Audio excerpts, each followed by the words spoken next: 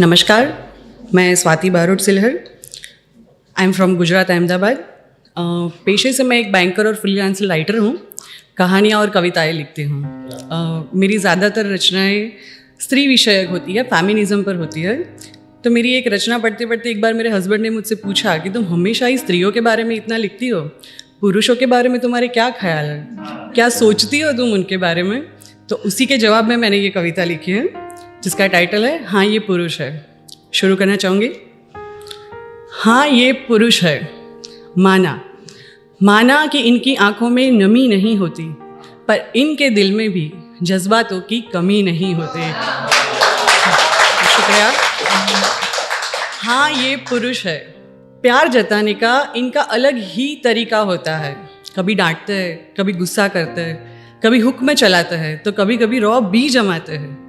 सीधे सीधे कोई बात ये बताते नहीं, फिक्र हमारी सबसे ज़्यादा करते हैं, पर प्यार से कभी जताते नहीं। शुक्रिया। हाँ ये पुरुष है, दफ्तर और घर को लंबी उम्र तक बैलेंस करते हैं। हालातों से ये भी लड़ते हैं, कभी माँ को कह नहीं पाते, कभी बीवी को कहना नहीं चाहते, और नाराज़गी दोनों से ही सहते हैं। वैसे तो ये निडर है, पर रिश्तों को खोने के डर से अक्सर ये डरता है। हाँ ये पुरुष है। थैंक यू, शुक्रिया। बातों में सख्ती, कांधों में मजबूती और सीना फौलादी रखते हैं। बातों में सख्ती, कांधों में मजबूती और सीना फौलादी रखते हैं, पर आंगन से जब उठती है डोली, सबसे ज़्यादा यही रोते हैं। हाँ ये पुरुष है। बच्चों से लेके बुजुर्ग तक की जिम्मेदारियां ये उठाते हैं। ऐसा नहीं, ज़्यादातर लोगों को लगता है कि औरत ही सैक्रिफाइस करती है शादी के बाद अपने जीवन में, पर ऐसा नहीं है। मेरे हिसाब से, जहाँ तक मेरी सोच है, पुरुष भी एक जो रिच है उसकी बात अलग है, पर जो मिडिल क्लास है सच बता रही हूँ, जो मिडिल क्लास है उनको कभी कभी घूमने जाना है, ट्रिप भी करनी होती है, कपड़े लेने होते, पर उसके साथ साथ माता पिता की जिम्मेदारी भी होती है।